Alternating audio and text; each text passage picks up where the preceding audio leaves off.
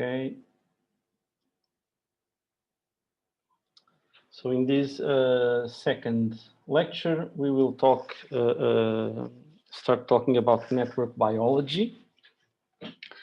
So in the last lecture, I believe that I tried to convince you that to study biological systems in this using this systems biology approach, it is important to have tools to model and predict the behavior of these biological systems.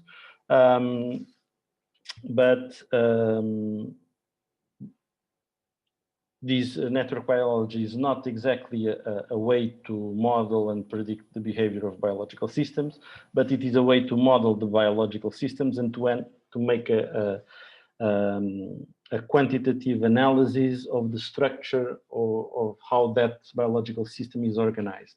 So network biology is based on a field of mathematics, that is graph theory, and it also has been largely influenced by another field of knowledge that is maybe called network science, that applies to study complex systems of very different natures. So network science studies social networks, technological networks like the network of internet pages, or the network of the distribution of electricity in a country, or the network of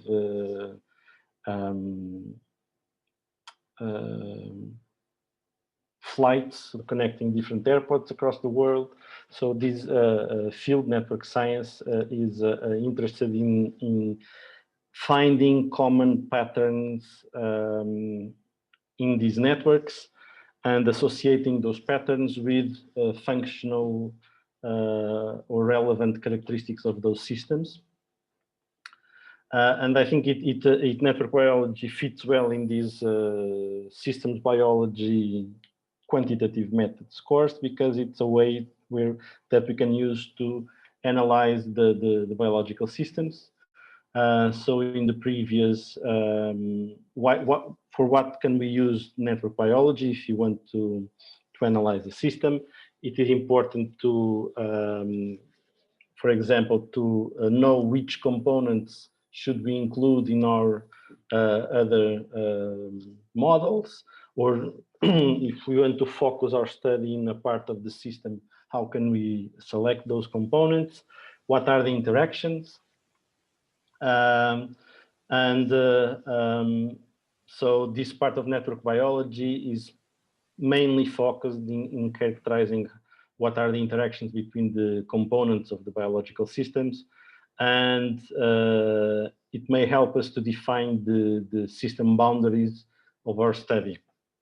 And more than that, it can give us a general idea of the overall architecture of the biological system, how the different components interact between each other, and in a very computationally efficient way.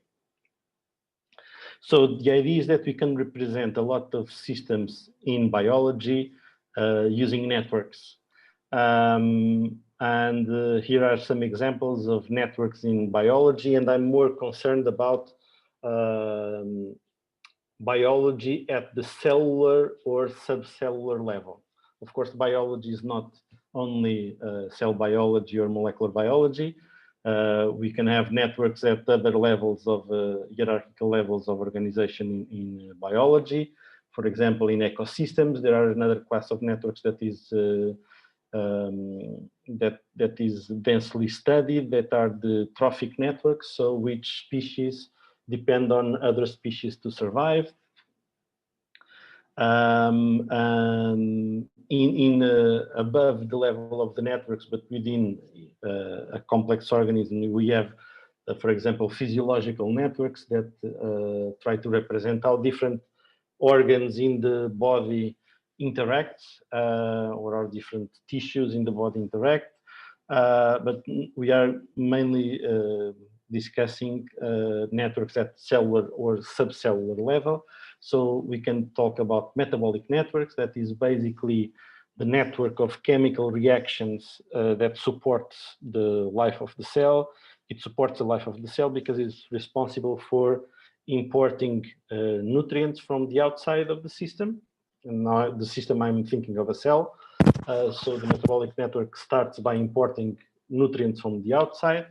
It processes those nutrients, it transforms in different molecules. In that way, in that process, it produces chemical energy and stores that chemical energy that is useful for the processes occurring within the cell, and at the same time transforms those nutrients in chemical building blocks that it uses to synthesize all its necessary components to be able to replicate itself. And of course, there are some waste products that are generated through that metabolic process that need to get out of the cell again. So that's, in a nutshell, what is a metabolic network. So most of those reactions in the metabolic network are catalyzed by enzymes, but some of the reactions may not need to be catalyzed. But here in the network biology approach, we are not so much interested in the dynamics or what are the concentrations of each metabolite.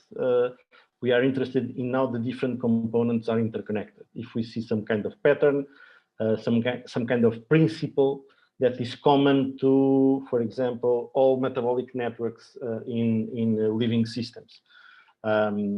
There are some parts of the metabolic networks that are conserved across all living systems, but there are, especially in microorganisms, there are parts of the metabolic network that are quite different across different species. So what is the structure of those interactions? So that is also a theme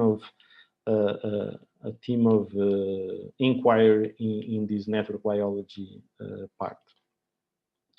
Then we have a field that I've been working for a couple of years, that is the analysis of protein interaction networks.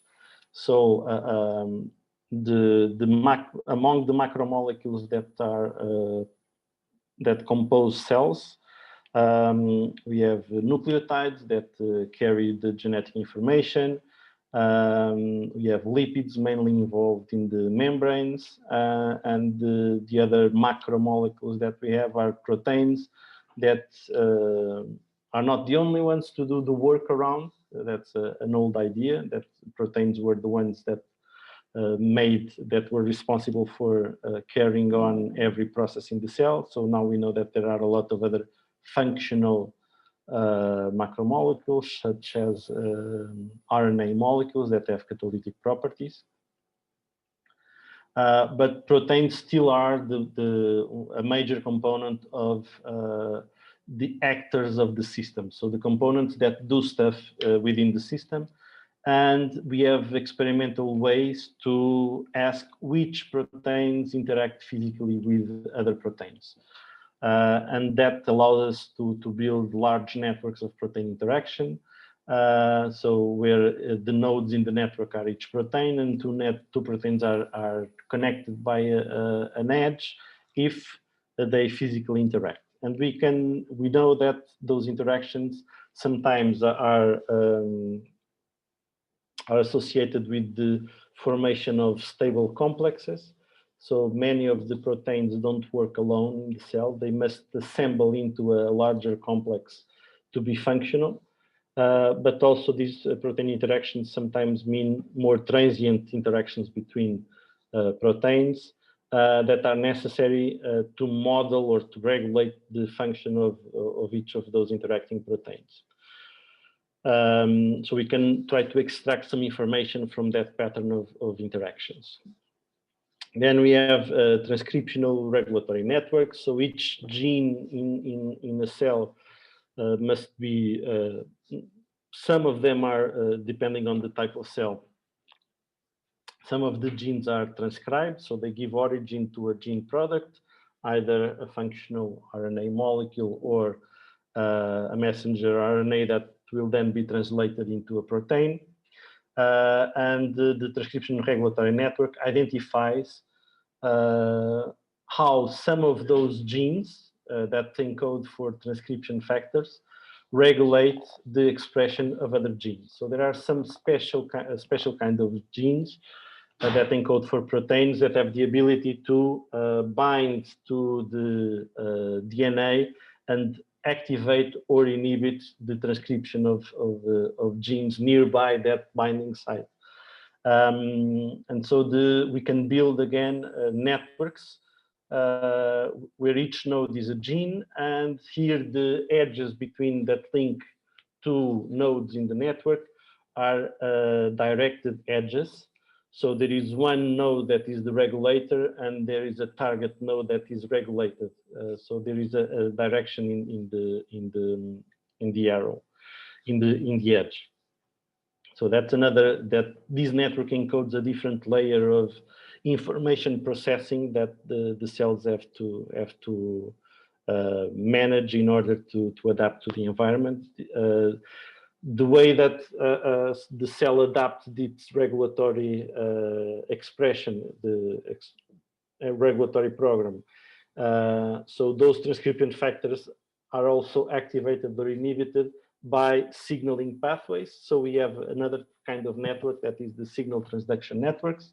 And these networks encode different kind of processes. So normally signal transduction pathways start in a protein that is in a membrane of the cell.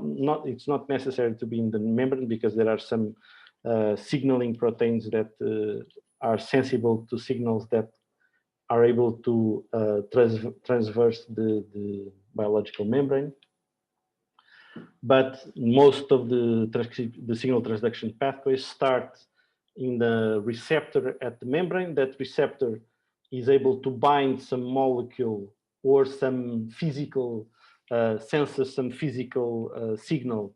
There are some mechano transduction receptors. So if the membrane of the cell is physically compressed, those proteins in the membrane change their conformation and do something inside the cell. And normally what they do inside the cell is that they either phosphorylate or do some kind of modification to other proteins inside the cell. And there is a cascade of events. So the receptor, for example, phosphorylates an internal protein in the cell. That internal protein normally is also able to phosphorylate another set of proteins. At some point, these signal cascades activate or inactivate transcription factors that change the regulatory program of the cell. So we have the transcription regulatory network that controls which genes are more or less expressed. The signal transduction networks processes information from external sensors into the inside of the cell, and mainly it will change the gene expression program. And the transcription regulatory network controls which proteins are active, and that will have an effect on protein interaction networks and on metabolic networks. And these four types of networks in the cell already represent the majority, I believe, the majority of processes that occur within a cell. But we can have also other interaction networks that are derived from particular types of data. For example, the genetic interaction networks are done by performing mutations, deletion mutations or knockout mutations in pairs of genes. So it's a way, when you have a cell, especially you can do this more easily in a unicellular system. So if you have yeast or a bacteria, you have molecular biology techniques that allows you to knock out, that is to delete the coding sequence for a given gene. And so that cell will not longer be able to synthesize that protein, the protein encoded by that gene. So when you do that, for many of the genes in your genome, you don't see anything happening. So you don't see a phenotype, you don't see a consequence. But for some of the genes, when you do the knockout, you check and see that the cell is no longer able to perform some of its functions. Maybe it dies very quickly, and that maybe means that that gene is an essential gene. But the cell may lose its ability to grow in some environments, so it may change the requirements for different nutrients, or the cell may lose the ability to adapt to certain types of stress. So in some of these knockdowns, you see a phenotype. And you can build a genetic interaction network by performing pairs of knockdowns simultaneously. So you knock down gene A and you check what is the phenotype. Then you knock down gene B and check what is the phenotype of that other knockdown. Eventually, one of them doesn't have any phenotype, but then you make the double knockout and check if the phenotype that you observed when you knock down gene A is either amplified or reduced when you simultaneously knock out gene B. Okay? If there is this kind of interaction between the effect of the knockdowns, you have a genetic interaction between those two genes, and you can build genetic interaction networks based on that kind of experimental data. Another way to build networks between genes is building co-expression networks, and these networks are easy to obtain using large-scale expression measurement techniques, like in the end of the 20th century, it was microarrays that were used to measure gene expression at a large scale in biological systems. Nowadays, we have next-generation sequencing and techniques like RNA-seq that allows you to experimentally evaluate, in theory, all the genes for all the genes in that biological system, if they are to quantify how they are being expressed, if they have a low expression, a high expression. And if you measure that gene expression across multiple environmental conditions or after multiple perturbations, you have, for each gene, you have a vector of expression values. So when the cells were growing on glucose, gene A had an expression value of 100. When you change the nutrient from glucose to a given amino acid, was the main carbon source, then the expression went up or down. So you have a vector, a numeric vector that characterizes the expression of each gene in a set of environments, okay? And then you perform a correlation analysis between every pair of genes. If you find two genes to have expression vectors that are highly correlated, that means that whenever gene A increases its expression, gene B also increases its expression, or when gene A decreases its expression, gene B also decreases. And if you have a high correlation between the expression vectors of two genes, you connect those two genes in a co-expression network. Okay, so the last two networks, genetic interaction networks and co-expression networks, do not reflect, the interactions do not reflect particular processes that are occurring in the cell, but they reflect some kind of functional association. So those in the genetic interaction networks, the pairs of genes that are connected influence each other's role somehow. And in co-expression networks, we have the evidence that those two genes that are connected respond in similar ways to environmental perturbations or other perturbations in the system.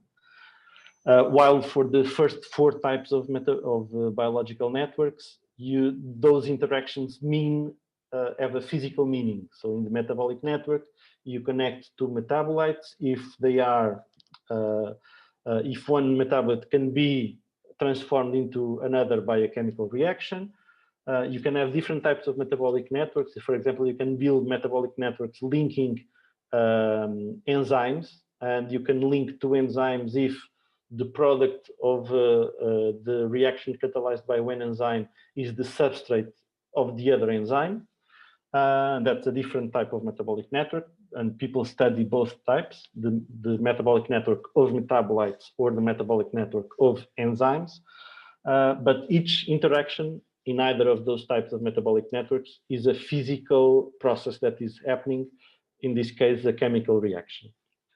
In the protein interaction network, each connection in the network means that there is a physical interaction, there is a potential physical interaction. Doesn't mean that during all time, those two proteins that have a possible physical interaction are in contact, in direct contact, but potentially those two proteins can form a physical interaction. In the transcription regulatory network, each interaction in the network means that one gene is able to bind the promoter region of another gene, or the transcription factor binds the promoter region of another gene, and that will lead to an activation or inhibition of expression. And in the signal transduction networks, also an interaction means that there is some process activating or inhibiting the activity of the molecules that are connected by that interaction. So the first four represent actual physical or chemical processes that happen inside the cell. The last two are more indirect ways of studying the architecture of biological systems, because we are measuring behaviors of those genes. Either the phenotypic consequences of the deletion of those genes in genetic interaction networks, or if the expression of the pair of genes is correlated. So we have a lot, and nowadays after the genome sequencing projects and after the large-scale development of large-scale technologies that allow us to do transcriptomic experiments, metabolomic experiments, proteomic experiments. We have a lot of data that allow us to build these giant networks. For example, in these protein interaction networks, I've been working with human protein interaction networks, and nowadays you can have, for example, networks that describe you all the interactions. Those networks are still incomplete, but even for the interactions that we know of nowadays, those networks tell you how around 16,000 proteins, human proteins, interact with each other. And so hundreds of thousands of interactions are described in those networks. So it's a large object. It's an abstract object, but it's a large object. So when I speak of network, more precisely, I'm defining a graph. A graph is a mathematical object that is defined by a set of nodes and a set of links between those nodes, or a set of edges. So many times we use the word graph and network as synonymous. In some fields, people consider that the network is a special kind of graph that implies either that the interactions are directed or that are weighted. That means that the different interactions have a numerical parameter that associated with each interaction. But most of the times, network and graph are used interchangeably. But graph is the abstract object, the mathematical abstract object, that is defined by an ordered pair of a set of vertices or nodes and a set of edges or links or interactions. And we can have different types of graphs. For example, you already may already have from what we said before, that some interactions don't have a direction, so they are bidirectional. If I have two proteins that physically interact, is not protein A that if protein A physically interacts with protein B, then we can say that protein B physically interacts with protein A. So there is no direction. But if we have a signaling interaction, I can say that protein A phosphorylates protein B, and the other way around is not necessarily true. It could happen that protein A regulates protein B, and at the same time protein B regulates protein A, but those are two different physical processes. So those are two different interactions, not the same interaction. So we can have directed or undirected networks, and we can also have weighted or unweighted networks. Weighted networks is when each interaction has a numeric weight associated with it. Eventually, we can also add weights not to the edges, but to the nodes. And we can have a graph can be called simple if there are no auto interactions, so no self loops, where protein A interacts with it, with herself, with her, or with itself. So protein is not he or she. And that in protein interaction networks that happens. So many proteins form what we call homodimers or homotrimers, where the same protein connects with another copy of the same protein and forms a complex. But normally we are not interested in those interactions of a protein with itself. So normally we neglect those self-loop edges. And additionally, we can also have two nodes in the network that are connected by more than one edge. If that happens, we say that we have multiple edges linking the same two nodes. And for some analysis that we are going to talk about, we are going also to forget those multiple edges. So we are going to drop out multiple edges.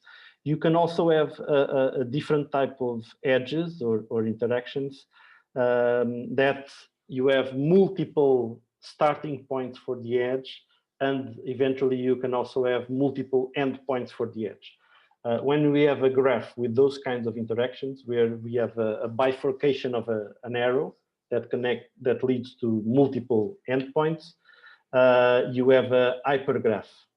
Okay, so that's a different type of graph. It could be useful, for example, to represent metabolic networks, because you can have a chemical reaction that has two reagents and leads to three products. Then it could be a single arrow would start in two metabolites and would end in three metabolites.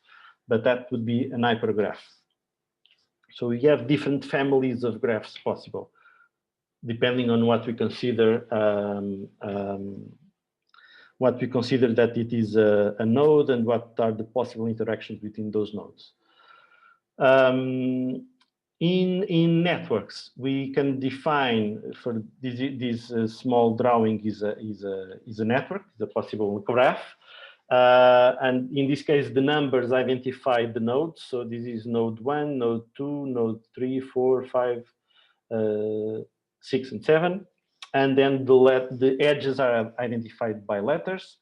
And whenever we have a graph, we can define a chain, or also people can call it a path or a walk, that is a sequence of edges that starts in one node and ends in another node.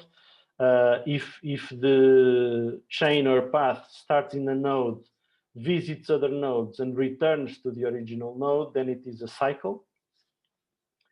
And chains can also be simple or complex.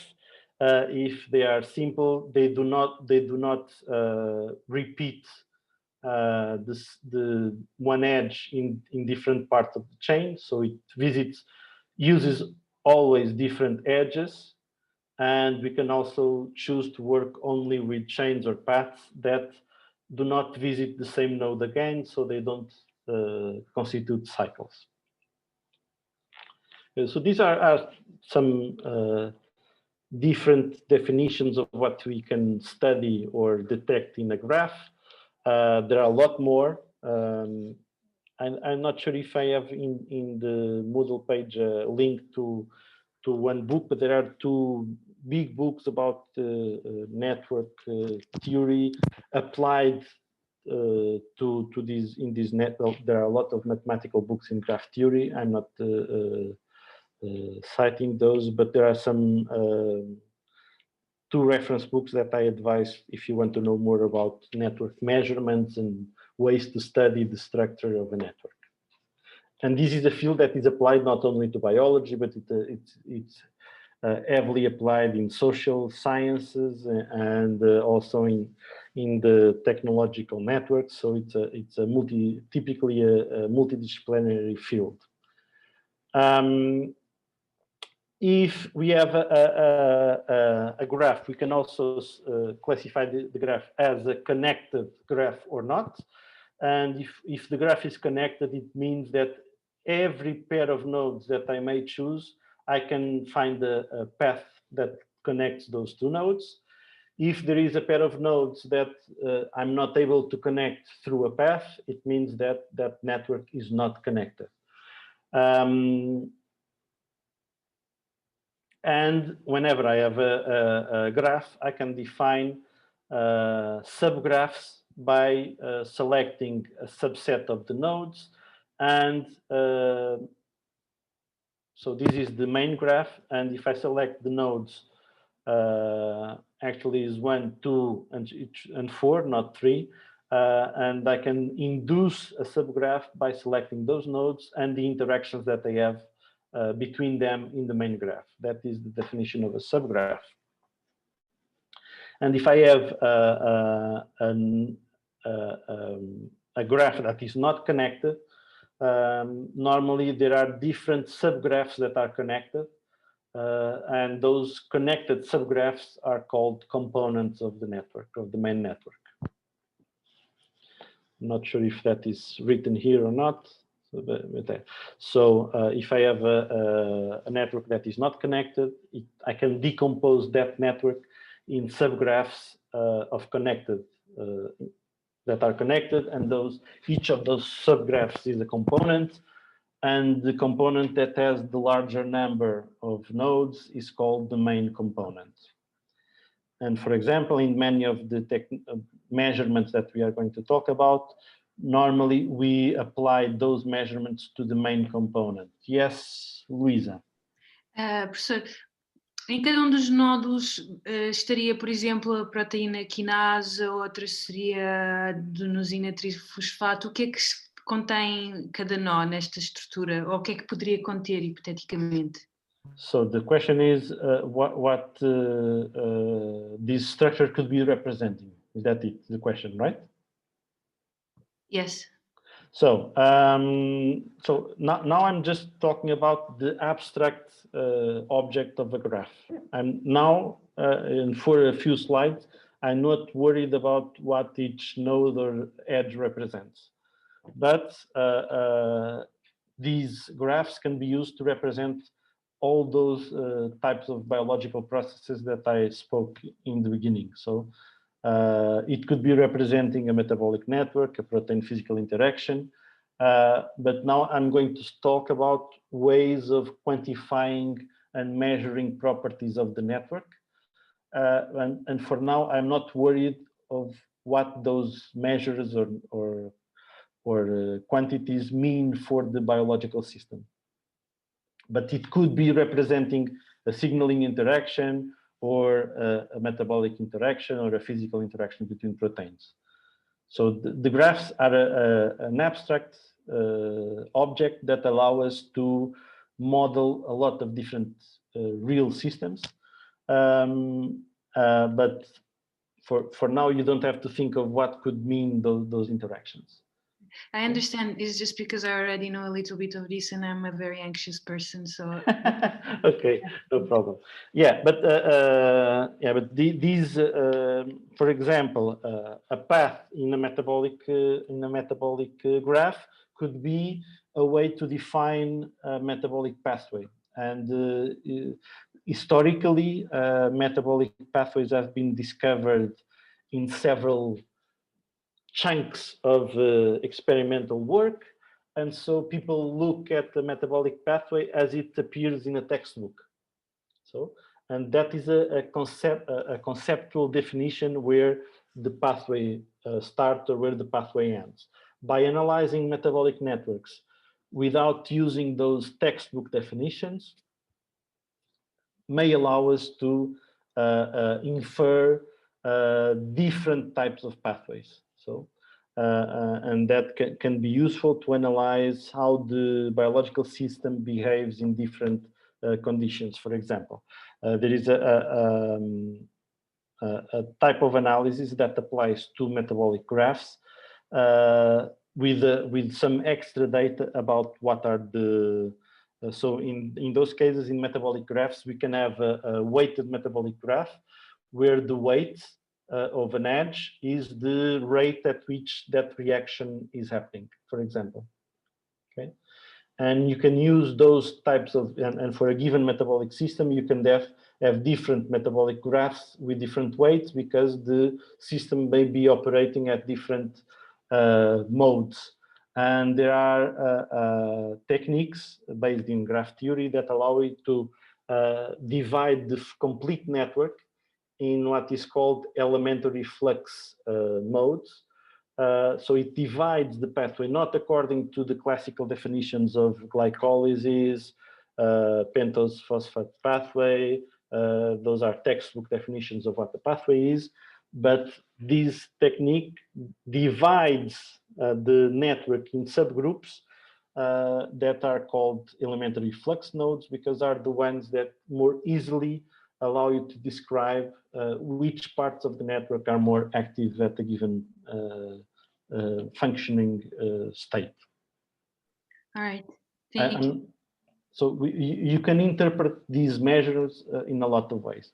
For example, we haven't got there yet, but for example, I use a lot the length of shortest paths between nodes in protein-protein interaction networks as a measure of identifying proteins that are functionally related or that are involved in the same type of disease.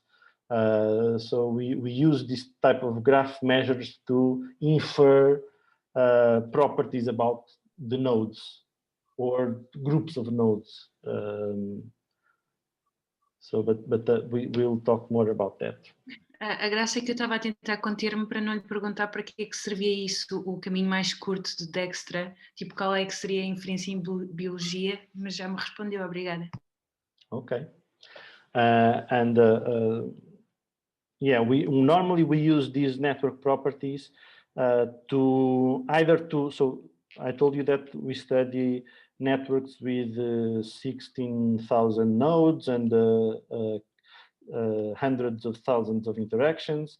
So that is a very complex object. So normally people, for example, apply community finding algorithms or clustering algorithms based on the graph structure to define subgraphs of nodes that have dense interaction within that cluster, but are not so connected to the outside nodes in the network. And that allows you, for example, to define, if you want to focus your study in a given sub-process, define the frontiers of what are the proteins that you should consider in your study, and try to decompose that very complex object in a smaller set of more comprehensible objects that define proteins that work together to achieve a given function. So we use a lot, particularly I'm using these network properties to predict the function or the association of some proteins with disease. That's the main thing that I'm working. There are people that use this kind of measurements to predict new drug targets for some diseases. But I'll use some examples, possibly in the next week, we'll talk about those application examples. So I already said that if the graph is not connected, then each connected subgraph is a component. We have the main component. Could I ask something about that? Yeah. Because I thought that in a system, every component needs to be interacting with at least one of the other components, if I understood correctly. Yes, that was the definition from last class, exactly. But then if it's a disconnected graph, that means that there is and there's connected subgraph means that they're not connected, right? Yes, of course. So according to the definition that we spoke about last week, this would mean that an unconnected or disconnected graph would not be a single system, but maybe a set of different systems. You are completely right about that. That's why normally when I start working with these graphs, I normally focus on the main component and work on the main component. In this case, as these networks are derived from experimental data, many people think that we are still missing some interactions. And in fact, we are. So the number of interactions has been growing as time goes by. So we eventually we will be able to say that in a cell, all the proteins form a system because every protein is at least interacting with a different protein. And that is very highly likely because sometimes people imagine a cell as an aqueous solution where we have metabolites and proteins floating. In fact, the molecular environment within a cell is a crowded environment. So the cell is packed with proteins and other macromolecules. So this physical interaction between proteins could be very important to organize that environment within the cell. So a cell would always be a completely connected graph, actually. Most likely. Okay. So and then another. So then, if you look at one of those connected subgraphs, what you then do is say, I define my system, which I'm researching right now, as this subgraph, or is that not? No, that is a valid approach to it. Okay. Because normally most of the things that we can do with these measurements that we are talking about, they don't work so well if we try to. If we have parts of the graph that are unconnected, we cannot estimate anything about the relation between the nodes that are in one component to the other. So they are islands, they are isolated. So we cannot say a lot about that. So normally we work with connected components. So it is what we define as the connection, which makes it connected. And sometimes we just don't know whether we have all the connections. So we just define a system. And then we define it as a component, even though that this component might be another part of another system. Yeah, but we are we are trying to use the maximum information that we have available to understand the structure of the system. But we should always, in this kind of studies, we should always be aware that we are working with an incomplete version of the system. Okay, thank you.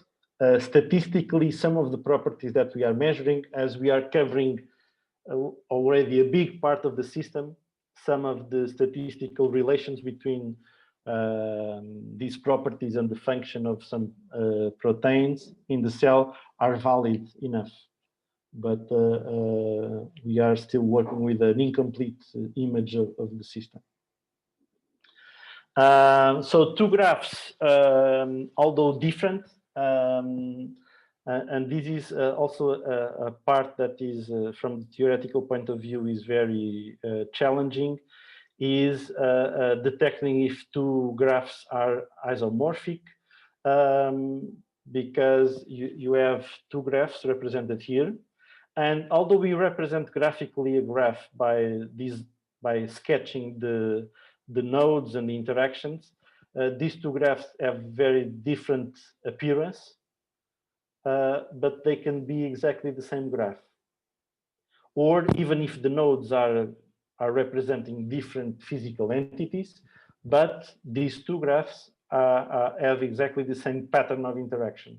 They are just laid out in a different way. And so there are methods, and these things are maybe easy to see for a small graph with a small number of nodes. But if we increase the size of the graph, it's very difficult to check if the pattern of interactions is the same. For example, here node A is connected to G, B, and H. So, and in this other graph, the node that corresponds, that has this, the equivalent position in the graph is node 1, that is linked to 5, that is equivalent to G, and to 2, that is equivalent to H, and to 4, that is equivalent to I. Okay, so you can check that who is connected with whom. There is a match of the position of A is equivalent to the position of 1 in the graph, so with whom they interact. And so these two graphs are isomorphic. So we can, if we can make a correspondence between the nodes of A and the nodes of this graph and the nodes of this other graph, and we can translate the structure of one graph to the other, and the pattern of interactions is exactly the same. And this could be important because sometimes, for example, a way to characterize the structure of a network is quantifying what is called the graphlet. So if you think, you can enumerate all the possible graphs that you can have with 4 elements. Okay, let me use here where is that?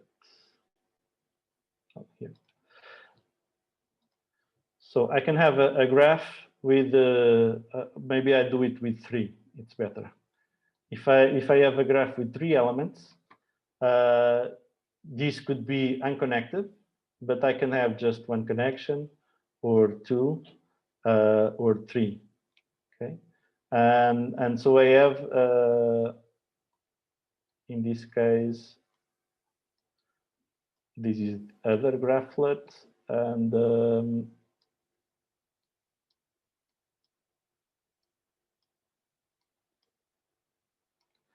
can have this. If I'm working with the directed networks, then I have a higher number of graphlets, because then I have different combinations of the directions of the arrows, and I can have more than one arrow in one direction and the other in the reverse direction.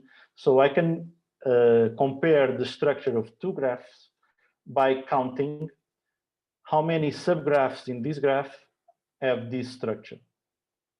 Okay, and so all of these subgraphs are isomorphic. So these are the simple ones, are triangles, and actually in this network I don't have a triangle. I don't have a set of 3 nodes that are completely all linked with each other, but I have a lot of graphlets of this structure. So if I have 1, 2, 6, they form a graphlet of this structure, 6, 7, 3, a graphlet of this structure, and so on. So one way to study the architecture or the topology of the network is counting how many of the subgraphs of the network correspond to each of the possible graphlets. And then you have a frequency. You have networks that have a higher frequency of one of the graphlets versus the other. And so it is important to detect, sometimes for some kind of measurements, it is important to detect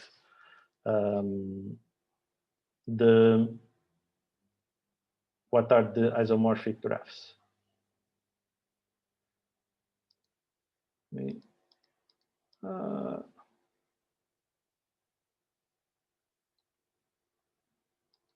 I don't see my mouse. It's having a technical problem here.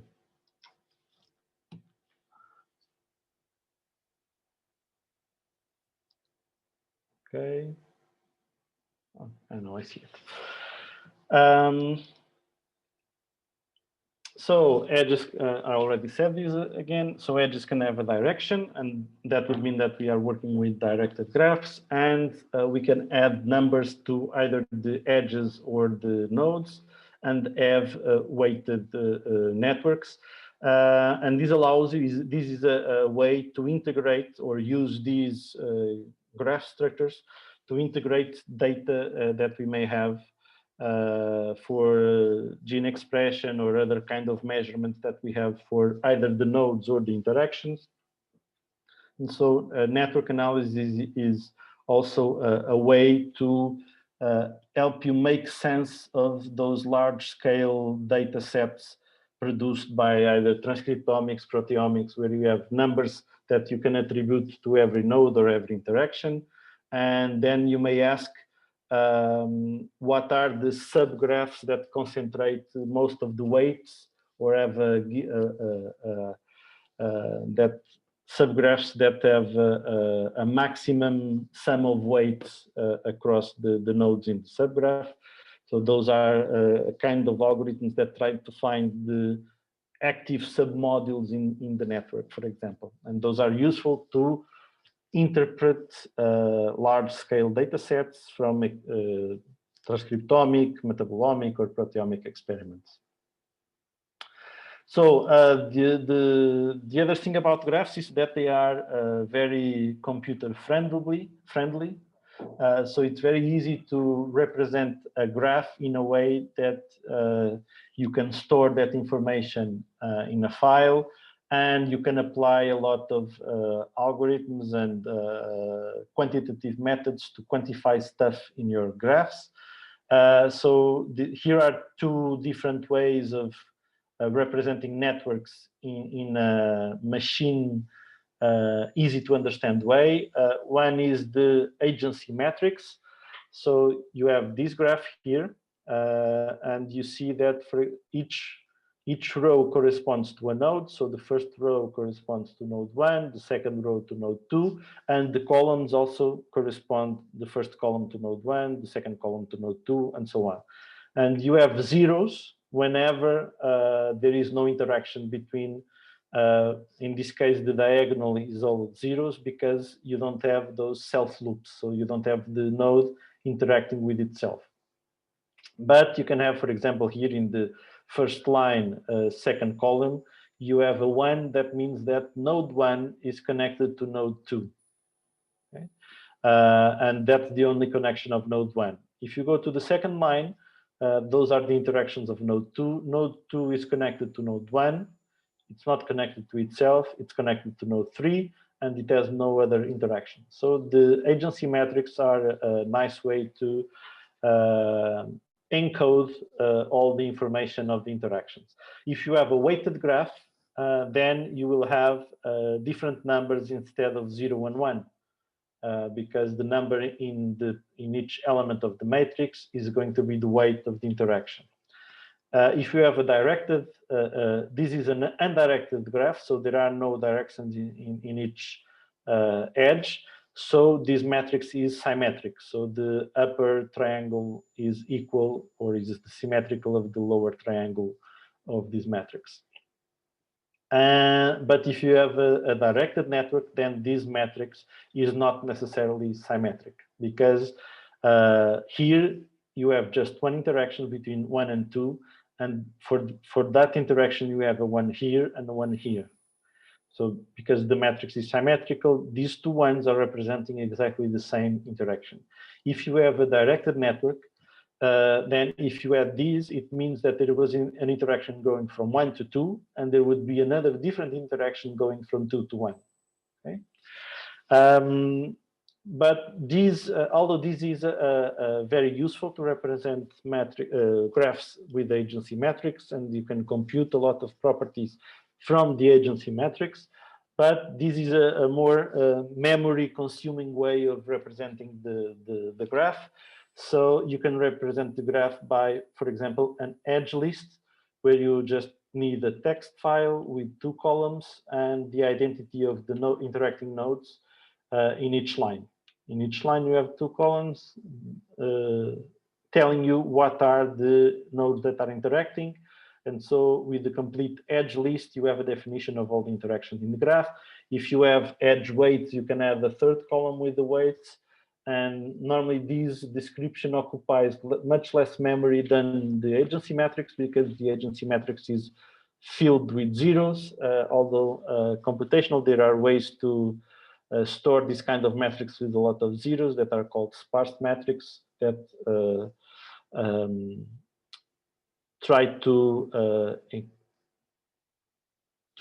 make the memory burden less, not so high. So, but the main message here is that networks are wonderful objects to perform computations and measurements, and they can represent real systems and the interaction between those systems. So they allow us to extract useful measurements from the system.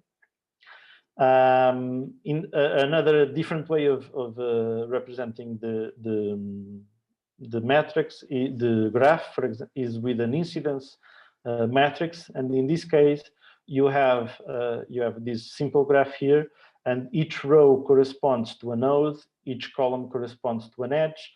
So each edge represents in each column you edge A, that is this edge here, connects 1 and 4. So it has a 1 in the first line and in the fourth line, and so on. So this is a different way to compute to store the information about the graph, and could be useful to compute some properties of the graph.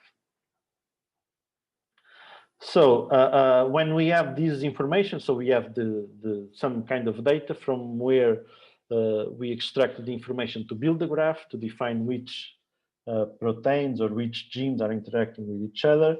And one thing that people like to do is try to have an idea of what's the overall topology of the network. So the overall structure. And actually that field that I was talking in the beginning of network science had a big surge or increased a lot in visibility when a researcher called Barabasi, so he's an Hungarian, I'm not sure if he's a mathematician originally or engineer, I'm not sure, but he studied or yeah, maybe he comes from physics, I'm not sure, but he studied large networks, and he studied those internet networks, social networks, some biological networks, and he found a signature of a lot of those networks, that those networks have a property that is, let me check, it is more similar to this network here, the C network, where these networks have a very low number of nodes with a high number of interactions, and most of the other nodes in the network have a low number of interactions. In fact, if you plot the frequency of the nodes with each possible number of interactions, and that number of interactions is a property called the degree of the node. And if you plot that kind of histogram in a log-log scale, you get a linear relationship. And that's why, so in fact, the frequency of the nodes relates with the frequency of the nodes with each degree have a relationship, a power law relationship that was named as a scale-free graph. And this scale-free property that some people agree or say that it's an abuse to say that all those networks have a scale-free property. There is some problem with the fitting of the power law to the data. Some people are critics of that definition. So they found this type of structure in social networks. They found this type of structure in the electrical power distribution in a country, in the airplane flights maps, and also in some in the metabolic network, and also in the protein-protein physical interaction network, have either exactly a scale-free property or are have some similarities with the scale-free property. For sure, they have a small proportion of nodes with a high degree, and they have the large majority of nodes with a very small degree. Those nodes with a very large degree are called hubs. And actually that word came from the, I believe it was originally from the analysis of the flights of air transportation companies. So each company normally has an airport that it calls its hub, where, for example, the Portuguese air flight company, TAP. So most of the flights of TAP go out of, or come to Lisbon, right? But if you go to Air France, the hub is the Charles de Gaulle airport. If you change the company, you have different hubs. And those hubs organized by the air flight companies give the origin to this behavior of the scale-free network of the air flight transportation system. But you find these in social networks. That means that you have people that are very popular in the network, and then there are other people that are not so popular, but tend to be connected with a popular friend. So this was a big buzz at the time. Nowadays, we don't talk a lot. There are not so many papers coming about saying, oh, this network is scale-free, this network is scale-free. But it was a big buzz at that time. And so people tried to find this kind of structure, but there are other possible structures. In this network, Hay is an example of a random network. So you can create completely random networks by defining the number of nodes and the number of edges, and then probabilistically assigning an edge between any two random nodes, and you'll end up with a random topology. It's called an Erdos-Raymi topology, this kind of random network. But you can have, for example, a modular architecture where you can easily separate the network in subgraphs that are characterized by this property, that they have a lot of interactions within the subgraph, but they have a few interactions connecting them to the other modules. So this is a module architecture, and you can quantify this modularity. And for example, here you have a hierarchical structure or a hierarchical topology where you have a modular architecture, but besides having a modular architecture, the pattern of connection between the modules is similar to the pattern of connections within the modules. So this is what happens with the modular architecture. But this is more or less easily to see or to compare these graphs because they have a few dozens of nodes. But if you have a larger network, it's more difficult to analyze these complete structures. So you have to have some measurements that help you to define the structure of the network or the topology of the network. And here are some basic indexes that you can use to characterize the network. So the first one actually is a property of a node. The eccentricity of a node is the maximum shortest path length associated with that node. So the shortest path is a path that is defined for every two nodes. That is the path that connects one node to the other in the minimum amount, including the minimum amount of edges. And the shortest path length is the number of edges in that shortest path. So the eccentricity, to compute the eccentricity of a node, you have to compute for the node all the shortest paths from that node to every other node in the network, compute the length of all those shortest paths, and keep the maximum. So it means if I'm a random walker in the network, so I imagine that the network is a network of roads and I want to travel around that network, the eccentricity is, if I start from node A, what is the longest path that I can do to reach the farthest away point in the network. That's the eccentricity of a node. The radius. Now, can I ask a question? Sorry. Yes. You were mentioning before about the human proteins project that you work on. And so I'm assuming that if you have 6,000 genes, then you will do this correlation analysis between those 6,000 genes to find subgroups of genes that are likely to interact together. And you use that information to build a smaller network. Is it correct? One could do that. That's not what I'm trying to do, but that is an approach. So people try to define sub-clusters or sub-modules that of strongly connected groups of nodes, and then treat them as a unit.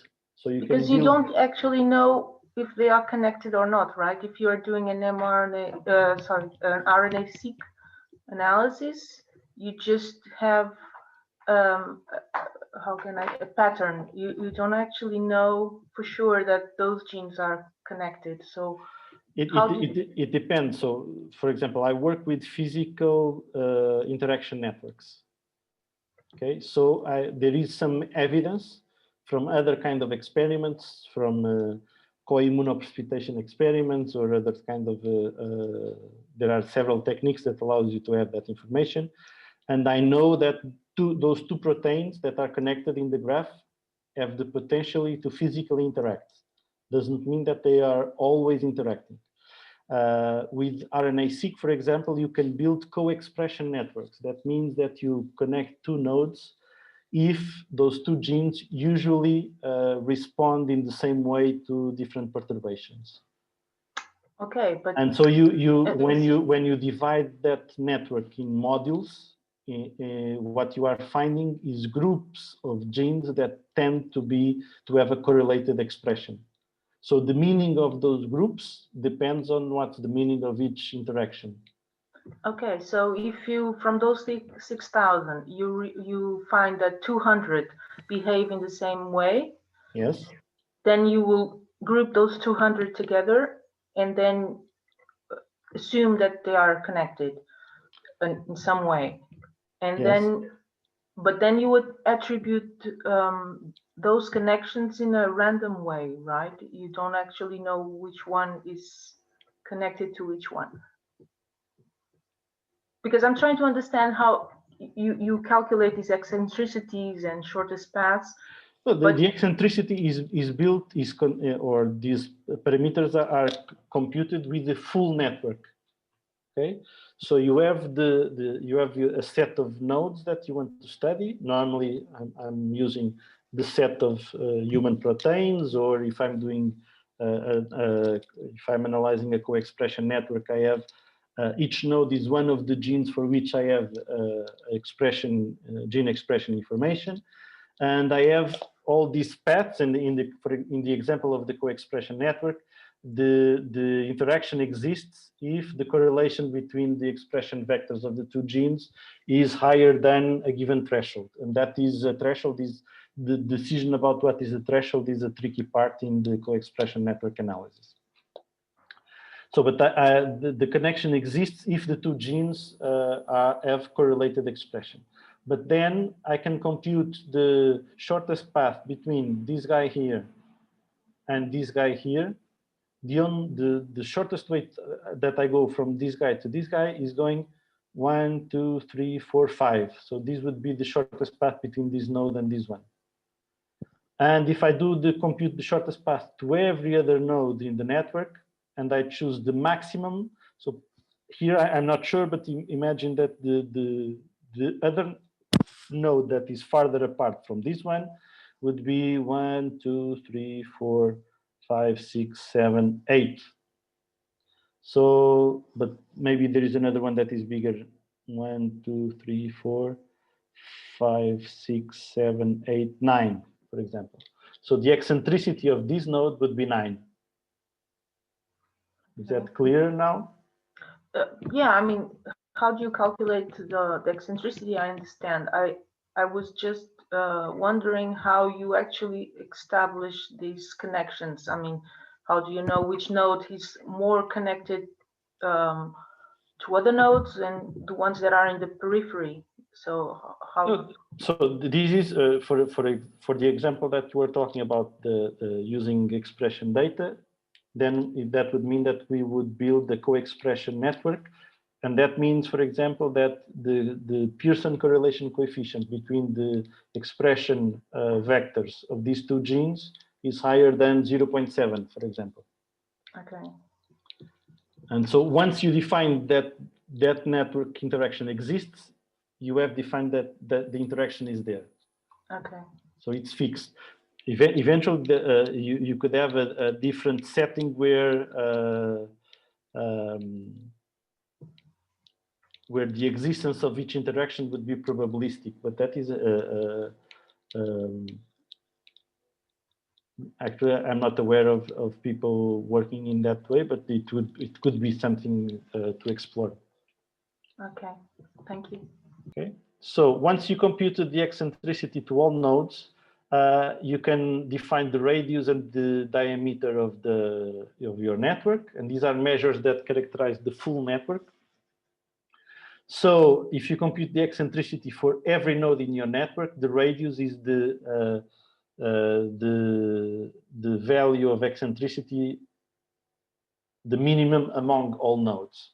Okay, so there is a node in the network, probably a node that is closer to the center of the network, that has the minimum value of eccentricity, because the nodes in the extremes, in the periphery of the network, they can travel a long way to get to the other extreme. But the nodes in the middle, they can go everywhere in a shorter path. Okay, so the radius is the minimum of the eccentricity. The diameter, on the other hand, is the maximum of the eccentricity. So you are to find the diameter, you have to find the pair of nodes that are farther apart in the network. Okay, and that would define the network diameter. And as this is not a geometrical object, so it's not true that the radius is approximately half of the diameter. Depending on the way the network is, or the pattern of interactions is organized, you can have a radius that is almost very close to the diameter, or a radius that is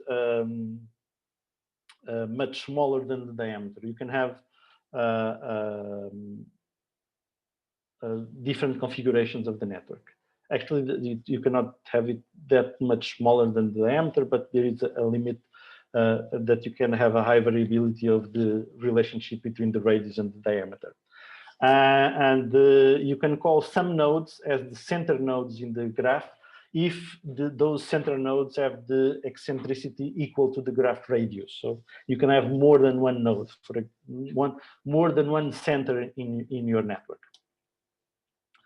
You can, to analyze the overall topology of your network, there are some auxiliary measurements that you can use. One is the degree that I spoke about before. It's the number of edges of a node. And if you have a directed network, you have two flavors of degree. You have the in degree, that is the number of incoming interactions that point to the node, and the out degree, that is the number of interactions that go out of the node. You can compute the clustering coefficient, that is also in some references it appears as transitivity. That is a way to know if the neighborhood of your node is highly connected or not. Actually, it's the fraction of neighbor pairs that are linked. So if you have two neighbors, if those two neighbors are linked, have an edge between them, then you have a clustering coefficient of 1. If those two neighbors are not linked, you have a clustering coefficient of 0. But if you have 3 neighbors, how do you? Sure, go on. So how do you define a neighbor? No, here, the neighbor is the set of nodes that are directly connected to the node that I'm characterizing. So actually, you can define neighborhoods in different ways. I'm not sure. Are you listening? Yeah, because you stopped, you freezed a bit. So in this clustering coefficient or transitivity definition, you only consider the direct neighbors. So for example, if I'm looking at this node, I have 1, 2, 3, 4 neighbors. Okay? And to compute the transitivity or the clustering coefficient, I count how many interactions are there between the neighbors. And between these 4 neighbors, I only have 2 of them interacting directly. So I have 1 out of possible, so it's 4 neighbors, so it's combinations of 4 2 by 2. So that means 4 times 3, 12. So there are 6 possible links between the 4 neighbors, and I only have 1. So the clustering coefficient is 1/6. So there is an equivalent measure that is the transitivity that is defined in the different way, is that if I consider the subgraph including the node and all the neighbors, I count the number of triangles that I find in that subgraph and divide it by the maximum number of triangles that I could observe in that graph. And this is it ends up being the same number. Okay. So the clustering coefficient is a measure that tells me if around the node, all the other nodes are strongly connected or not. I also can characterize the network by computing the average path length. That means that I compute all the shortest path lengths between any 2 nodes in the network and make the average. And I can compute also the modularity. This is more tricky to compute because it's each network partition has a given modularity score. So if I divide the network in different subsets, I can compute the modularity score that is, it's not so simple as I'm going to define it because it's corrected for chance, for the chance of the, it's more or less normalized by what the behavior of a random network. But the modularity is if I count for every node how many interactions that node has with other nodes in the same module, and compare that number with interactions with nodes in different modules. Okay? So if every node has much more interactions with nodes in the same module than with nodes in other modules, then I have a modularity of a high value of modularity, and this calculus is normalized by the random expectancy according to the density of interactions in the network, and so you have a modularity value that can, in the maximum, is 1, but it can go into negative values, and the 0 is a network that has a modularity similar to a random topology graph. But it's tricky to compute the modularity because you only can compute the modularity after you define the partition of the graph in different subgraphs. And so the modularity of a network is implies that you try to find the optimal partition that maximizes the modularity. And then the modularity computed with that optimal partition is the modularity of the network. There was someone with a raised hand. It was me. It was about clustering coefficient because at first, reading this definition, I thought it would be 2 neighbors over 4 neighbors, but it's not. No, it's like no, the it's number the of links between. Okay, yeah. It's the number of links that actually exist divided by the maximum number of links that could exist. Okay, thank you. Leon? Yes. Could you maybe show in the examples, could you show the modularity of kind of So for example here, so the model in this graph, it is more easy to do that because I can easily divide the graph in 3 modules. Okay, it's visibly apparent that these 3 modules are different. So I make a division between this set, and this set. And now I count how many interactions are there between different modules. That is easy to count. 1, 2, 3, 4, 5, 6. So in the total graph, I have 6 interactions that connect different modules. And then I would count all the interactions that occur between nodes in the same model. Okay? So I have these two numbers.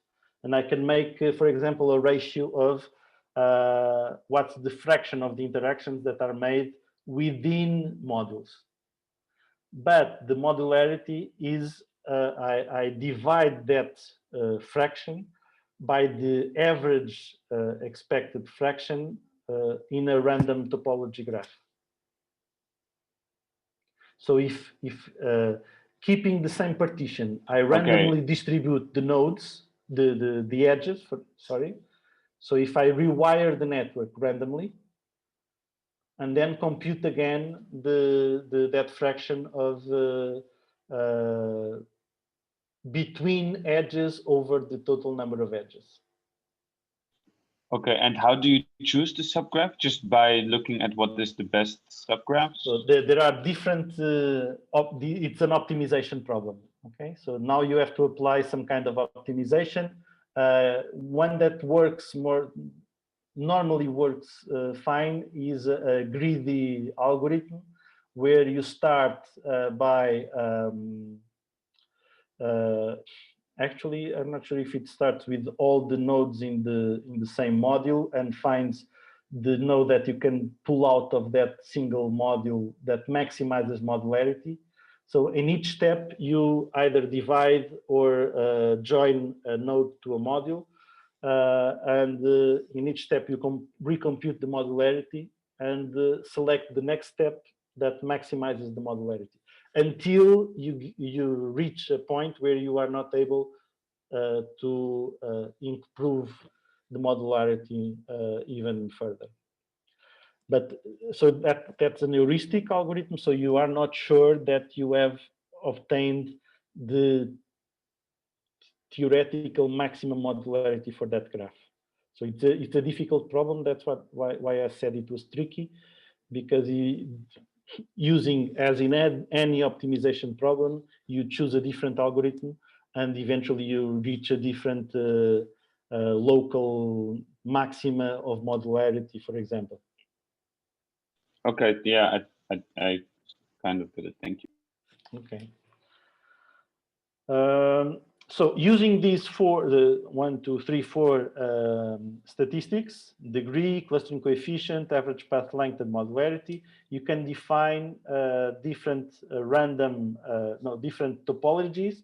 So if you have a random network, so that kind of Erdos-Rayni graph, the distribution, the probability distribution of the degree, so in this K is the degree, and this is the kind of a density distribution plot. And it should have a normal distribution. The degree is normally distributed across the edges, across the nodes, sorry. And if you compute the clustering coefficient, it should be, the clustering coefficient should not be related with the degree. So if you plot the clustering coefficient versus the degree, you should have a cloud of points that are along an horizontal line. Okay? This would be the average of that cloud of points. So a random network has these properties.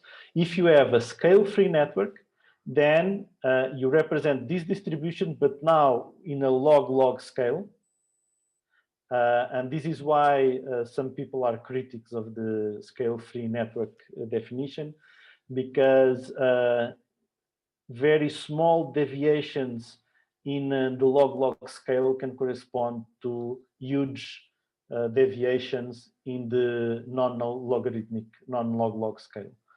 But still, there is this pattern that you have a much lower frequency of nodes with a high degree and a much higher frequency of nodes with a low degree. That's the main signature of this scale-free network. And so in the purely scale-free networks, you have this property, and you keep having the independence between the clustering coefficient and the degree. But when you go, for example, for a hierarchical network, you have the scale-free property, but you have an inverse, or you have actually a power law relationship between the clustering coefficient and the degree.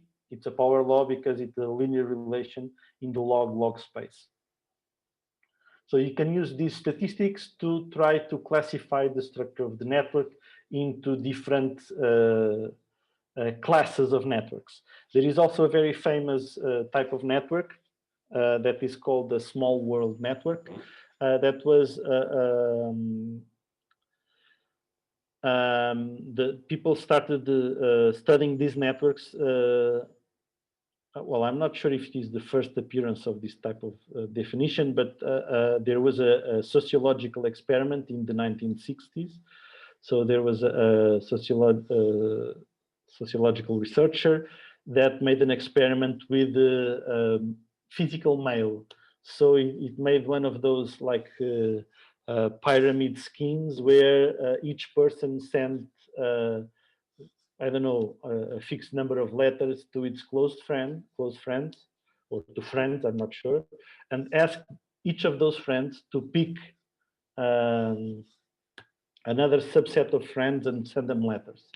And so, and he somehow he was able to track that chain of physical mails, physical letters, and he ended up with an estimate that any two persons in the United States, because that was done in the United States, was on average connected to any other person through friendship relations by 6 steps. And that is actually there are a lot of funny setups to exemplify this kind of property. One of the most used ones is the Kevin Bacon game. So Kevin Bacon is an actor that participated in a lot of different films.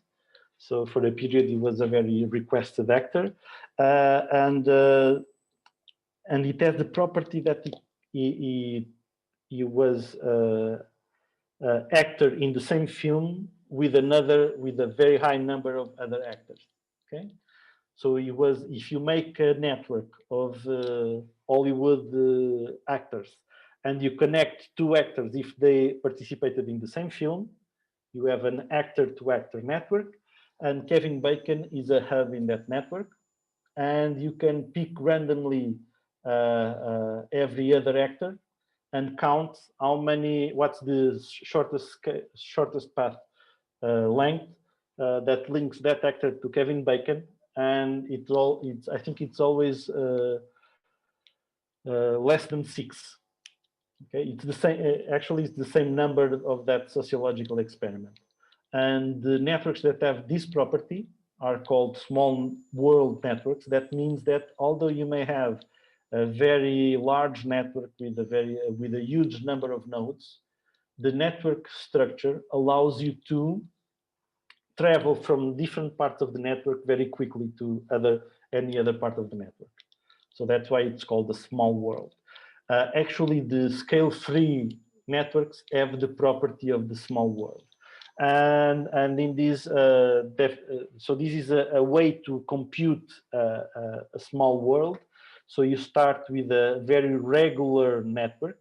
This is called the lattice, because every node has the same pattern of interaction. So the nodes are organized in this circular fashion, and every node is connected to the direct neighbors in the circle and to the second neighbors in the circle. Okay, and here neighbors is a different meaning of the network neighbors. So it's neighbors according to the physical distance along the circumference. Okay, and when you have a network with this regular pattern is a lattice. It's another type of topology. If you have, for example, a crystal structure, that would correspond to a lattice, because every node in the crystal structure has the same pattern of interaction with its neighbors. So if you start with a lattice and then randomly pick randomly some edges, for example, here there was an edge between this node and this one, and so this node was randomly selected, so it was disconnected from that node, and then you randomly connect to any other node in the network. So you create these bridges across large distances in the circumference. If you do this in a moderate, with a moderate to low to medium probability, you end up with a small world property. So if you have this kind of network, you can reach from every part of the circumference to any other part in a small number of steps. So here if you want to get from here to here, you have to get 1, 2, 3. So you have a lot of steps to get to the other side of the circumference. Here you just have to go to the nearest highway, and then you jump to the other side that is closer to where you want to go. So this has the small world property. If you do the random shuffling of the edges with a high proportion, then you end up with a Erdos-Rayni topology that is a random topology. Okay, so this is the property of the small world, and this small world network can be identified by networks that have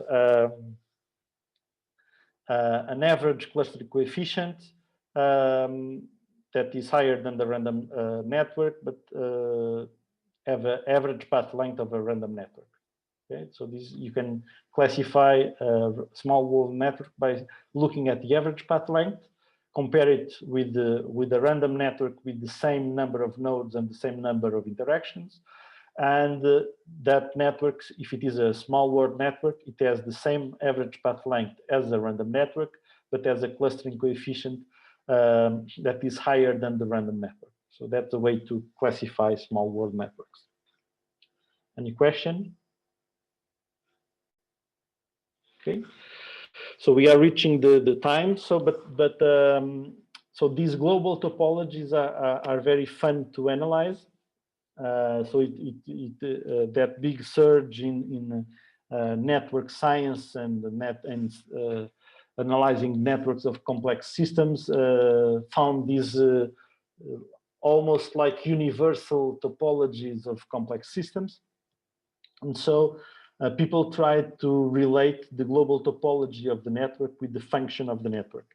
And for example, the scale-free networks, so those are the networks that have a few nodes with a lot of connections. Those are the hubs. And then the majority of the nodes have a low number of connections, a low degree. And people try to conjecture, because you can only conjecture, you cannot prove this. But people try to find possible reasons to justify the utility or the function of that kind of topology. And for example, people suggested that scale-free network is particularly important to increase the robustness or the redundancy, implement the redundancy of a system. Why? Because one of the works that tried to prove this was measuring the network efficiency, the network connectivity efficiency. That is, I have a network with a high connectivity efficiency if I have all nodes have an easy way to communicate. So for example, the average path length is small, because every node can travel to any other node. From every node you can travel to any other node in a small number of steps. If you pick one of those scale-free networks and you randomly destroy one of the nodes, And that in a biological system, that would mean if you have a mutation that causes the loss of function of one of the nodes, of one of the genes or one of the proteins. So you get a network that has a hole in the middle. So all the connections that node that was attacked disappear. And you measure what's the impact on the connectivity of the network. So now if you delete that node, do the average path length increases a lot or not? So in a scale-free network, the network path, the average network path length only increases when the deleted node is a hub, and the hub nodes are a minority. So you can delete a lot of nodes and the global connectivity patterns in the network are maintained. So those networks are resistant to attacks. That's the theory. Only when the hubs are attacked, then you lose a significant part of the connectivity paths in the network. It also contributes with the redundancy because normally you can go from one node to the other, either in the quick way through the hubs, or normally you may have alternative paths. So every 2 nodes is connected by multiple paths. So other people suggested that, for example, the small world property is important if the network is an information system, an information spread system. So a small world is an optimal topology if you want to propagate signals with very quickly across the network. Modular networks have been argued to be a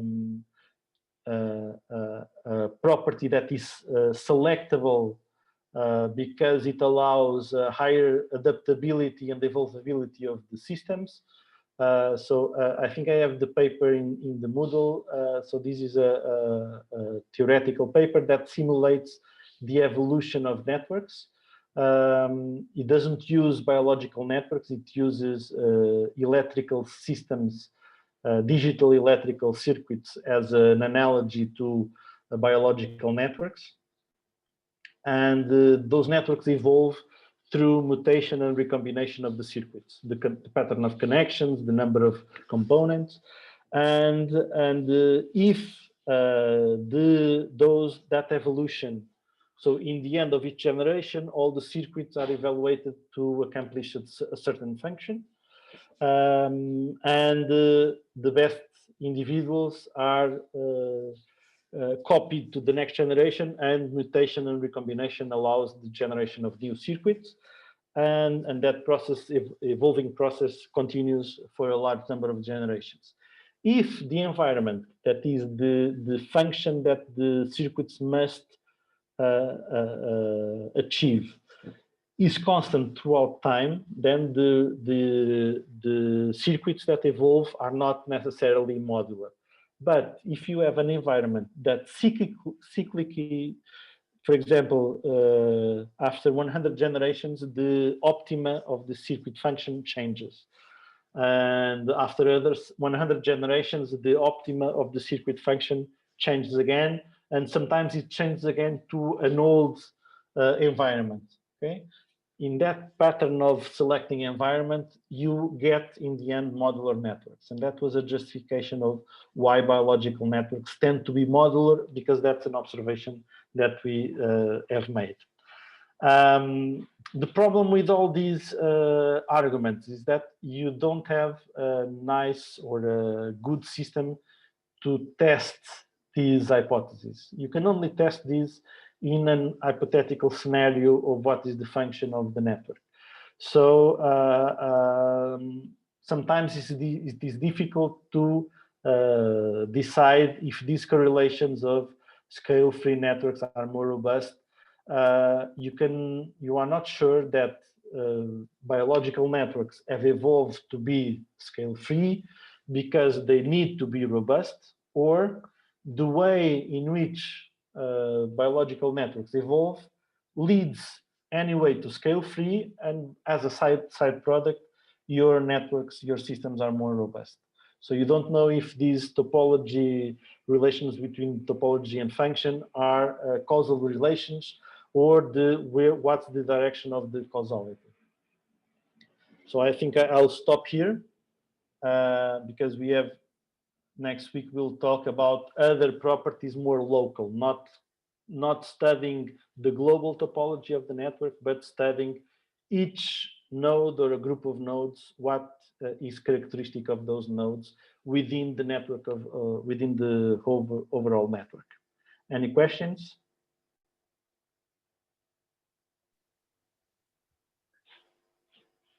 All right, thank you. Thank you. Okay, so Luisa, you said you already were familiar with a lot of these network measurements. But not in biology. I had AI last year, and Okay. we gave this a lot and different kinds of algorithms. Yeah, because graphs are also a very nice way to store data and to manipulate or navigate through data, right? And so there are a lot of algorithms that explore the graph structure of a way to organize data. But here we are trying to represent a physical or a biological system, and these properties may also have a meaning or allow us to infer the functions of parts of the system in the whole of the system. So that's why we are trying to use these network biology measurements. Yeah, it will be cool. This will be cool. All right. See you. Thank you. So any Thank more you. questions? Bye. No? Thank you. So, Oh yes, I actually have a question about the TP. So the TP starts at 9:15 as well? yeah, it's better because it gives me 15 minutes to set up. That's so I also as I think Paulo was giving some explanation to a smaller student that he has around maybe, and I also have 3 younger students in the home, and they have to start their classes, and 9:15 is a good time for me to start. So I will send the link for the Zoom session, but the idea is that I will provide you with a script and with a tutorial for you to use. It would be nice if you have installed in your computers R and RStudio. So I'll probably put the links to the sites where you can get them if you don't have already used R and RStudio. And then I'll have a script with a tutorial, and we'll explore. I think it is a network of protein-protein interactions in that tutorial. Okay, thank you. Okay, so see you next week then on the Wednesday. Teacher, can I just ask you a question? Sure, sure. Before you go, maybe it's a stupid question, but in traits that are regulated by multiple genes, and I mean quite a bit, not just 10, but I don't know, 100 or something. Do you see any difference, or do you know if there is any difference in the global topology of the network compared to phenotypes that are regulated by just a few genes? So when you mean a phenotype, that's here it would mean we could assume that the phenotype is a functional state of the network, right? Yes. But what is represented in the network is the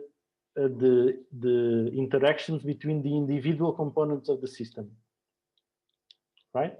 Yes. And I guess what you are saying is that some complex phenotypes are defined not by the state of one component, but by the state, and by state I can say the gene expression level or the activity level of hundreds of components, right? Yes. I mean, like in quantitative genetics, like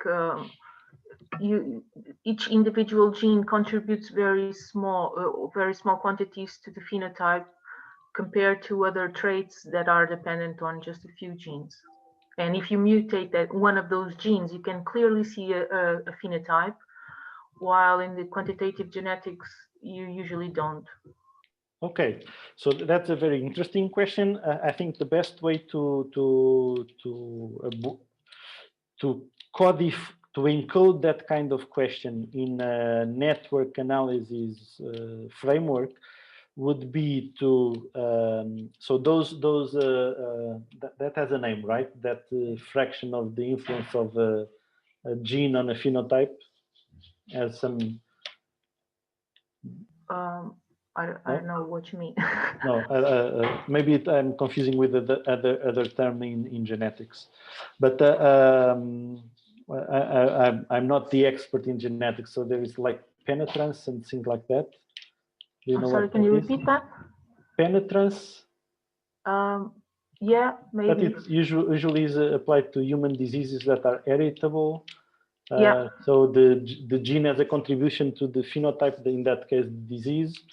But that's another question. So in your case, I think you are interested in a set of phenotypes, and you have that data that tells you how those genes influence that phenotype. One way to do it would be to work with another kind of network that I didn't spoke here. That is what's the name of it? It's a bipartite or bipartite, I don't know how to pronounce it, network. That it's a network that has nodes from two different classes. So you have the gene nodes, and then you have the phenotype nodes. Okay, and then you have genes connected to the phenotype, and that connection of the gene to the phenotype has a given weight, that is the degree with which that gene influenced that phenotype when mutated.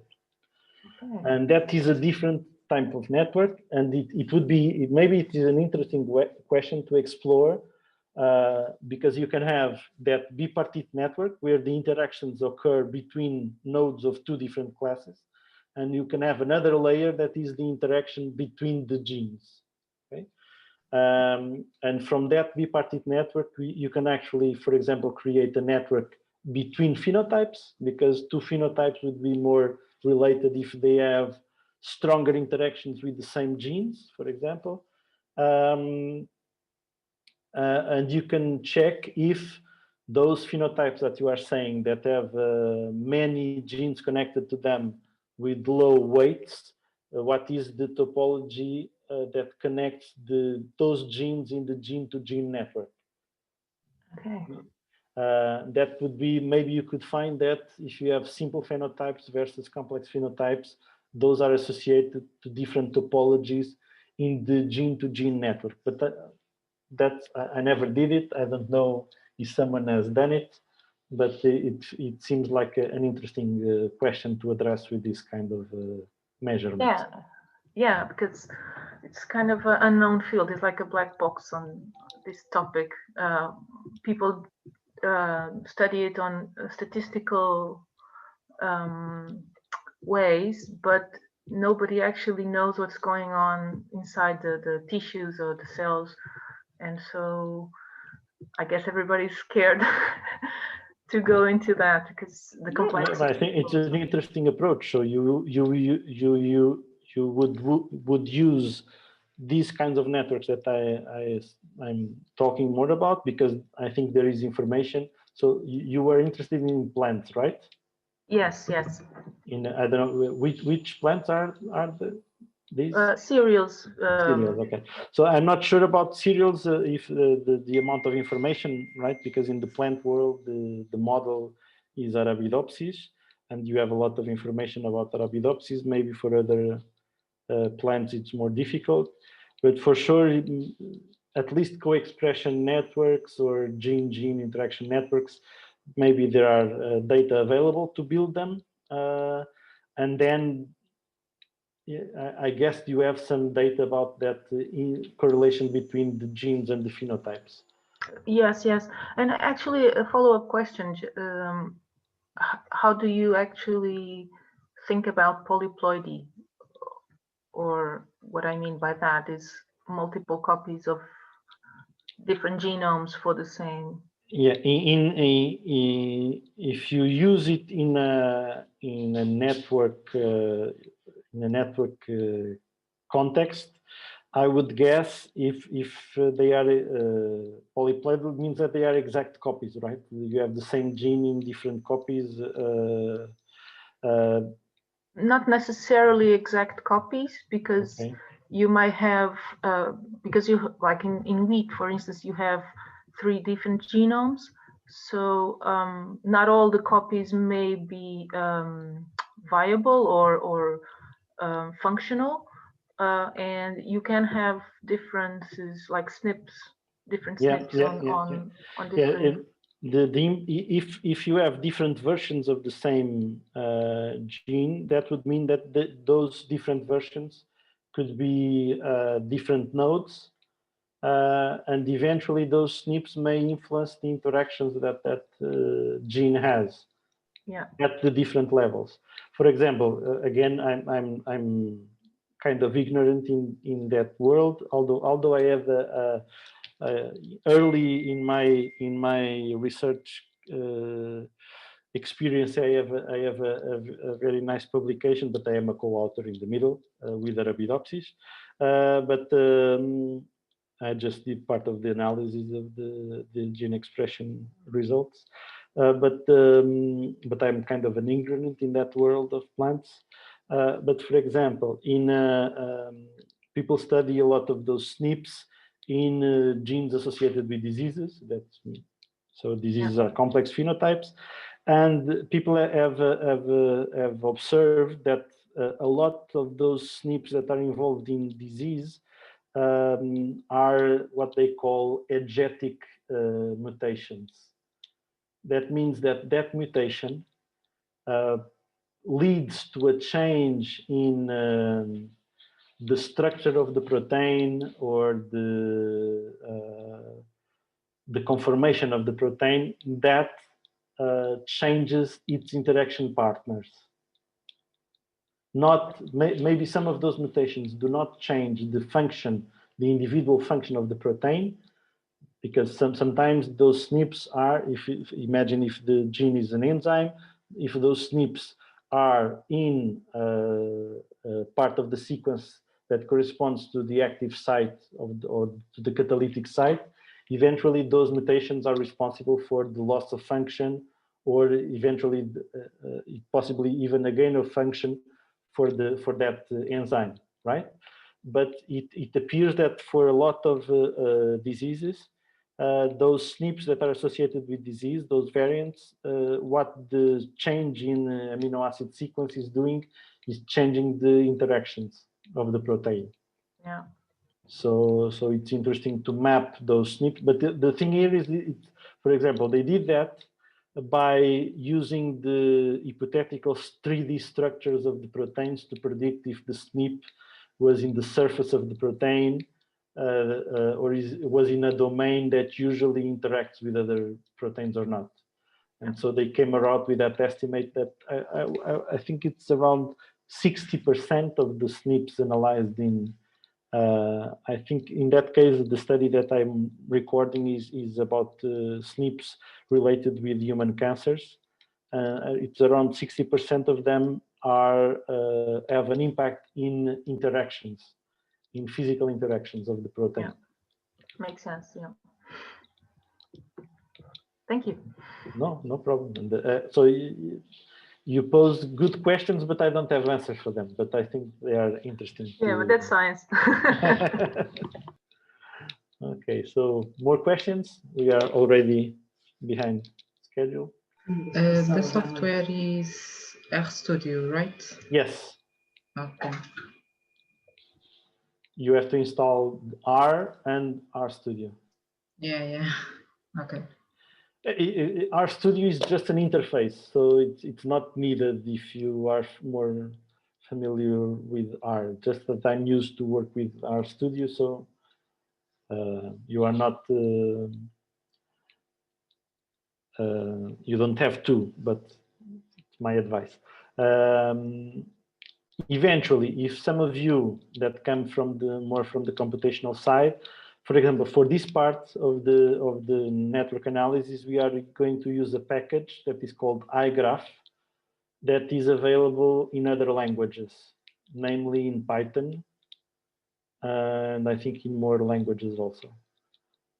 But the scripts for the class are prepared in R.